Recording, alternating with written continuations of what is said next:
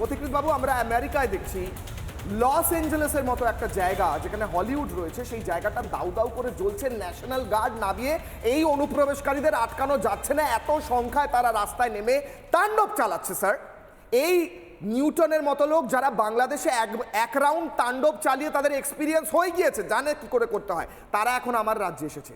এই অনুপ্রবেশকারীদের ইমিডিয়েটলি না তাড়ালে, অ্যারেস্ট না করলে আমার রাজ্যটাকে আমি জ্বলতে দেখবো, আমার দেশটাকে আমি জ্বলতে দেখবো। স্যার বলুন। কিশোরের প্রথম কথা, পাকিস্তান থেকে অনুপ্রবেশ হয় না কেন পাকিস্তান বর্ডার থেকে? কারণ শুট এট সাইড অর্ডার আছে। আমার মনে হয় ইন্দো বাংলাদেশ বর্ডারে শুট এট সাইড অর্ডার পলিসি আনা উচিত।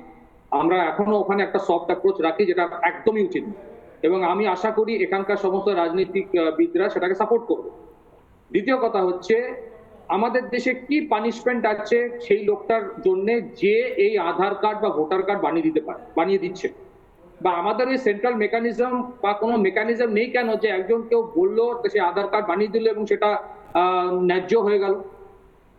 সুতরাং একটা ইকোসিস্টেম কাজ করে, সেই ইকোসিস্টেমটাকে ভাঙার জন্য ইমিগ্রেশন এন্ড ফরেনার বিল যেটা নতুন এসছে তার মধ্যে কিছু প্রভিশন আছে, কিন্তু একটা জিনিস মনে রাখতে হবে, ইললিগাল ইমিগ্রেশন যেটা, সেটা একটা national security issue, law and order issue নয়। সেই জন্য যতক্ষণ অব্দি আমরা একটা নতুন আইন না আনছি যে illegal immigration national security issue, ওটা স্টেটের কোনো হস্তক্ষেপ চলবেই না, ততক্ষণ আমাদের দেশে এই প্রবলেম সর্ট আউট হবে না।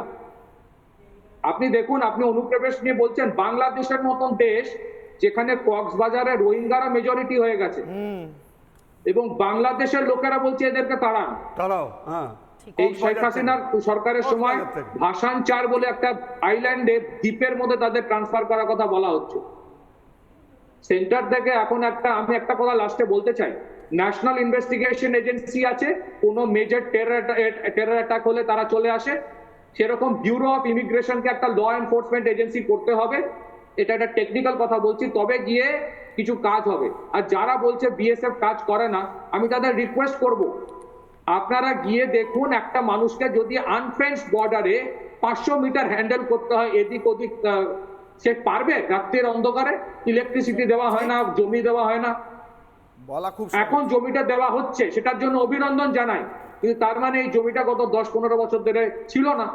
ফেন্সিং ছাড়া কোনো কারুর পক্ষে সামলানো মুশকিল। যারা কাশ্মীরের টেরর অ্যাটাক নিয়ে কথা বলছে, আমি বলতে চাই, কাশ্মীরে সেই পেহেলগামের টেররিস্টকে যেদিন পাওয়া যাবে তাকে শুট অ্যাট সাইট করা হবে। তাহলে বাংলাদেশি অনুপ্রবেশকারীদের যদি এখানে শুট অ্যাট সাইট করা হয়, তাহলে এখানে যারা বলছে তারা সাপোর্ট করবে তো? সুতরাং একটা ইকোসিস্টেম কাজ করে, এ রাজ্যে হোক অন্য রাজ্যে হোক, সব জায়গায় একটা ইকোসিস্টেম কাজ করছে।